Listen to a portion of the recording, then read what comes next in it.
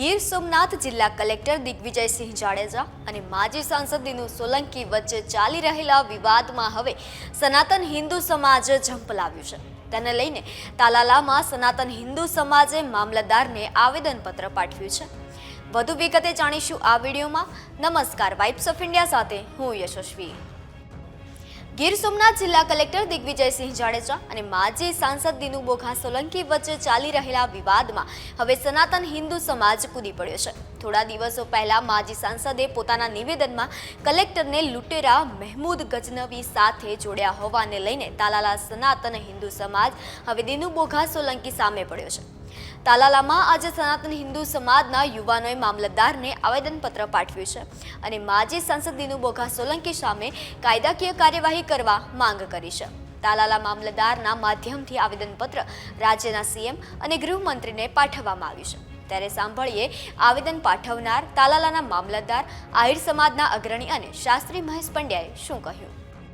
ગીર સોમનાથ જિલ્લાના પૂર્વ સાંસદ દિનુ સોલંકી દ્વારા કલેક્ટર સાહેબને ટિપ્પણી કરી અને મોહમ્મદ ગજની સાથે સરખામણી કરી અને સમસ્ત સનાતન હિન્દુ ધર્મની જે ટિપ્પણી કરવામાં આવી છે એનો રોષ પ્રત્યે આજરોજ તાલાળા તાલુકાના સમસ્ત સનાતન હિન્દુ ધર્મ દ્વારા મામલતદાર સાહેબને આવેદન આપવામાં આવ્યું છે અને મામલતદાર સાહેબને રજૂઆત કરવામાં આવી છે કે જે આ ટિપ્પણી કરી છે એની ઉપર કડકમાં કડક કાર્યવાહી થાય।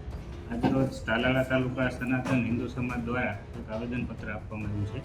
આવેદનપત્રમાં પૂર્વ સાંસદ શ્રી દિનુભાઈ સોલંકી દ્વારા માનનીય કલેક્ટર શ્રી ગીર સોમનાથને જે મોહમ્મદ ગજનવી સાથે સરખામણી કરી છે એના વિરોધમાં આવેદનપત્ર આપવામાં આવ્યું છે। પત્ર આશરે 150 થી 200 લોકો દ્વારા આપવામાં આવ્યું છે અને માંગણી એવી છે કે ભાઈ સનાતન હિન્દુ ધર્મનું અપમાન આ ટિપ્પણીથી થયું છે।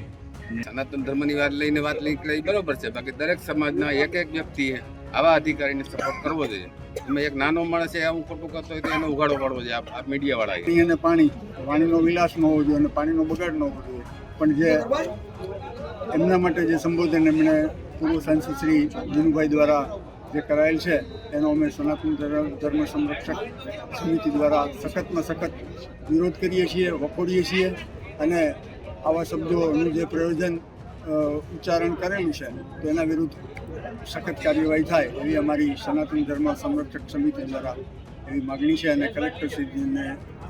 કલેક્ટરશ્રીના અનુમોદન અને ગુજરાત સરકારને આવા ભવિષ્યની અંદર કોઈ પણ વ્યક્તિ આવા ઉચ્ચારણ ન કરે એની માગ લઈ અને અમે મામલતદાર શ્રી તાલાળાને આવેદન આપેલું છે અને મુખ્યમંત્રી શ્રી ગુજરાત અને ગૃહમંત્રી શ્રી દ્વારા યોગ્ય કાર્યવાહી થાય એવી અમારી સર્વ સમાજ વતી માગણી છે। ત્યારે આ વિષયને લઈને આપનું શું માનવું છે તે કોમેન્ટ સેક્શનમાં જરૂરથી જણાવો અને વધુ અપડેટ્સ માટે જોતા રહો વાઇબ્સ ઓફ ઇન્ડિયા। આભાર।